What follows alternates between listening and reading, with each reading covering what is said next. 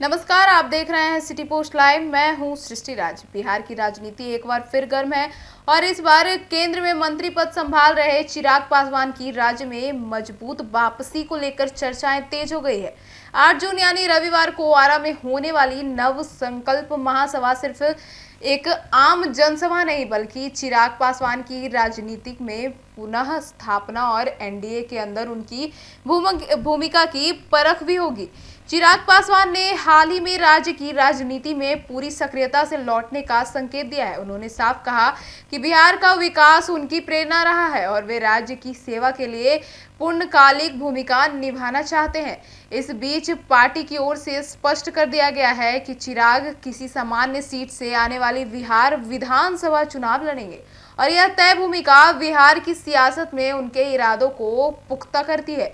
ऐसे में अब सवाल उठता है कि शाहाबाद क्यों पीछे की कमजोरियों की भरपाई की तैयारी भी कर सकते हैं, क्योंकि शाहाबाद उनका सबसे कमजोर कर ही रहा है। आरा में होने वाली जनसभा महज एक आयोजन नहीं बल्कि शाहाबाद क्षेत्र में एनडीए की कमजोर स्थिति को सुधारने की रणनीति कोशिश है और 2020 विधानसभा चुनाव में इस क्षेत्र की 20 सीटों में से एनडीए सिर्फ 2 सीटें ही जीत पाया था, यानी ये क्षेत्र एनडीए के लिए एक कमजोर कड़ी बना हुआ है। अब चिराग पासवान के जरिए बीजेपी और लोजपा रामविलास इस समीकरण को फिर से अपने पक्ष में मोड़ना चाहती है। नीतीश कुमार उम्र और सियासी कद दोनों ही लिहाज से अब धीरे धीरे साइडलाइन हो रहे हैं। ऐसे में बीजेपी को एक ऐसा युवा, आक्रामक और दलित चेहरा चाहिए जो जनाधार और गठबंधन दोनों को साध सके।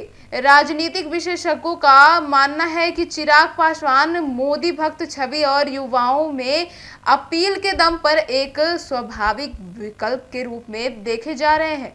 बीजेपी के एक वरिष्ठ नेता ने कहा कि चिराग अब सिर्फ पासवान समाज के नेता नहीं बनना चाहते बल्कि उनकी महत्वाकांक्षाएं राज्यव्यापी नेतृत्व की है और उन्हें अपनी स्वीकार्यता हर वर्ग में बढ़ानी चाहिए। लोक जनशक्ति पार्टी रामविलास ने हालिया लोकसभा चुनाव में 6.47% वोट शेयर कर और 5 सीटें हासिल की थी, जो छोटी लेकिन अहम राजनीतिक ताकत की ओर इशारा करती है। हालांकि नीतीश कुमार की जदयू अभी भी 18.52% वोट शेयर के साथ एनडीए में प्रमुख पार्टी बनी हुई है। चिराग की चुनौती है कि अब केवल भावनात्मक और सामाजिक जनधारा से नहीं बल्कि राजनीतिक गणित और प्रबंधन के स्तर पर भी खुद को साबित करें। सियासी नारा है कि शाहाबाद से संकल्प अब हमनी के स्तर। आपको बता दें कि चिराग के बहनोई और सांसद अरुण भारती ने आरा की रैली को नव संकल्प महासभा नाम दिया है।